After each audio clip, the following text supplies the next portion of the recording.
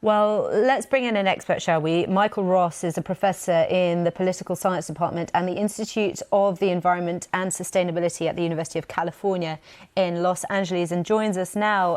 Professor, many around the world, including those in office, have accused the oil industry of pouring petrochemical dollars into climate change denials. And the oil execs, including those, for example, at ExxonMobil as well, categorically deny that that is the case.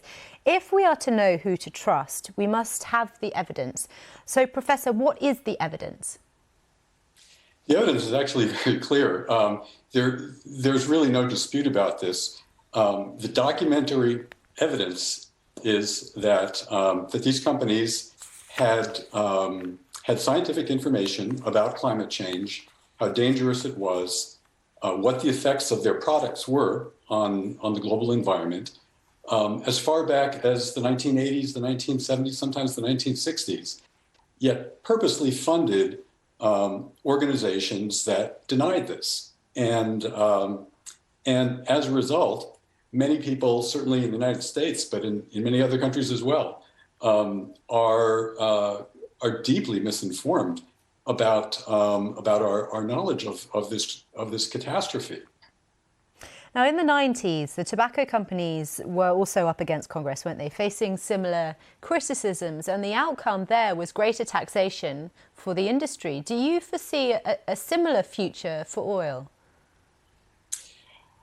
It's hard to say. The oil industry is still very, very powerful, not just in the United States, but of course in Australia, in Canada and Russia, around the world.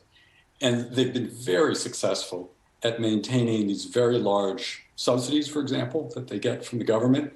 According to the IMF, might be about $6 or $7 trillion a year, trillion with a T.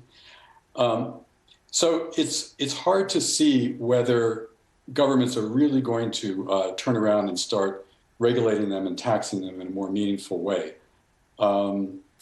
I was hoping that this would be a moment when some of these companies might begin to turn around and take advantage of the opportunities they have to lead the clean energy revolution.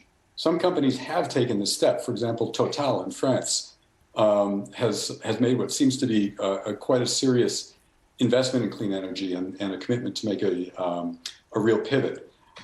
These companies, Exxon, Chevron, Shell, BP, are really still in the denial mode and still trying to find a way to keep doing business as usual. It's interesting, though, because the oil companies, ExxonMobil, for example, say that they have devoted significant resources to addressing the risks that they have discovered. I mean, there is widespread recognition now that we're looking at a post-oil future. What is the single biggest factor that's hampering progress towards that future? To be honest, it's the fossil fuel industry. Fossil fuels are the source of about 3/4 of all greenhouse gas emissions. Governments alone can't make the difference. We need companies to take leadership on this. And I think the real question is, are we going to see the existing companies, the existing energy companies, which are these enormous, long-lived oil and gas companies, take the lead themselves? Or is it going to be new companies? In other words, is it going to be like the automobile industry, where you really needed a Tesla, a brand new company, to really revolutionize the way we drive? It might be the same.